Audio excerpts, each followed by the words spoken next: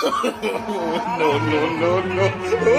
Si Bongbong lamang ang pinakamalakas, dahil si Bongbong lamang ang bumago sa Pinas. Dahil si Bongbong lamang ang sa'min nagmalasakit, pinakita niya kung paano mahalin ang mga adik. Si Bongbong lamang ang pinakamalakas, dahil si Bongbong lamang ang bumago sa Pinas. Dahil si Bongbong lamang ang sa'min nagmalasakit, pinakita niya kung paano mahalin ang mga adik.